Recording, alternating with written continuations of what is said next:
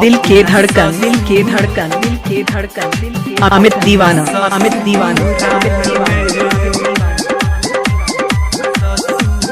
अमित आवारा, अमित आवारा, Amit Amit presented by Yashraj. कहाँ घर है?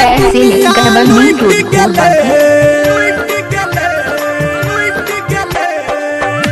के दुनिया लुट गले, हम देबो विदाई खुशहाल में। जोग पगली खुश रही है अपना ससुराल में। जोग पगली खुश रही है अपना ससुराल में। दिल के दुनिया लुट गले, हम देब विदाई खुशहाल में। जोग पगली खुश रही है अपना ससुराल में। जोग पगली खुश रही है अपना ससुराल में।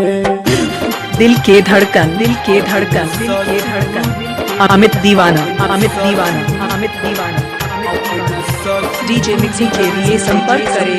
मन के नगरी सुन के ले तू बन के दोसरा के हिस्सा गे। आबारा सब कहते हमारा केले तू एहन खिस्सा गे। अमित आवारा, अमित आवारा, अमित अमित हाँ, मन के नगरी सुन के ले तू बन के दोसरा के हिस्सा गे। आबारा सब कहते हमारा केले तू एहन खिस्सा गे। नहीं समझ में आवे हमारा फसाल ले कौन जाल में।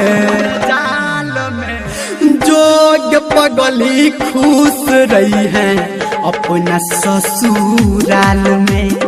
जोग पगली खुश रही है अपना ससुराल में। दिल के धड़कन, दिल के धड़कन, दिल के धड़कन, अमित दीवाना, अमित दीवाना, अमित दीवाना, अपना ससुर,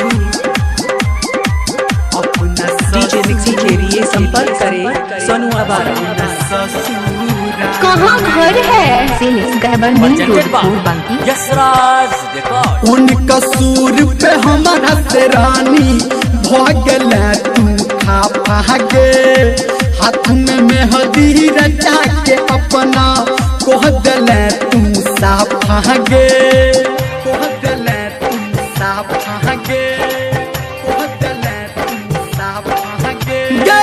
उन कसूर पे हमारा से रानी कोहल अमित दीवाना, खा पागे। हाथ में मेहंदी रचा के अपना कोहल तू हमरा साफा गे। नाम तो हद धर्मेंद्र लिखो अपना दिल के दीवाल में। जोग पगली खुश रही है अपना अपने नाम की रीमिक्स बनाने के लिए संपर्क करें। अमित आवारा, अपना शैलेश गबर मेन रोड बांकी। अपना ससुराल में।